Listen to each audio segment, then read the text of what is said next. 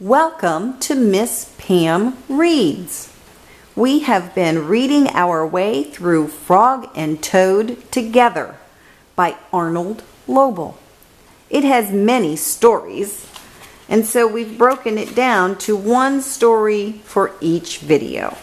We have read A List, The Garden, Cookies, and Dragons and Giants. We are on the last story of this book, The Dream, on page 52. Toad was asleep, and he was having a dream. He was on a stage, and he was wearing a costume. Toad looked out into the dark. Frog was sitting in the theater. A strange voice from far away said, "Presenting the greatest toad in all the world." Toad took a deep bow. Frog looked smaller as he shouted, "Hooray for Toad!" "Toad will now play the piano very well," said the strange voice. Toad played the piano, and he did not miss a note. "Frog," cried Toad, "can you play the piano like this?" "No," said Frog. It seemed to Toad that Frog looked even smaller. "Toad will now walk on a high wire, and he will not fall down," said the voice. Toad walked on the high wire. "Frog," cried Toad, "can you do tricks like this?" "No," peeped Frog, who looked very, very small.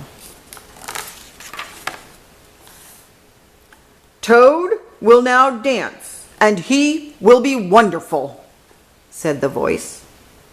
"Frog, can you be as wonderful as this?" said Toad as he danced all over the stage. There was no answer. Toad looked out into the theater.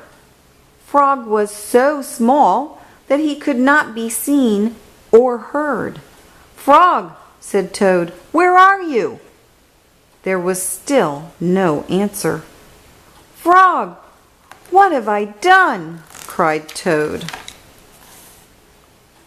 Then the voice said, "The greatest toad will now—" "Shut up!" screamed Toad. "Frog, Frog, where have you gone?" Toad was spinning in the dark. "Come back, Frog," he shouted. "I will be lonely."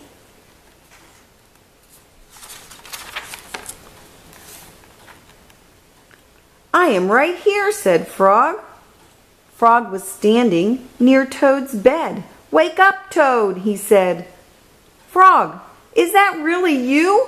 said Toad. "Of course it's me," said Frog. "And are you your own right size?" asked Toad. "Yes, I think so," said Frog. Toad looked at the sunshine coming through the window. "Frog," he said, "I am so glad that you came over."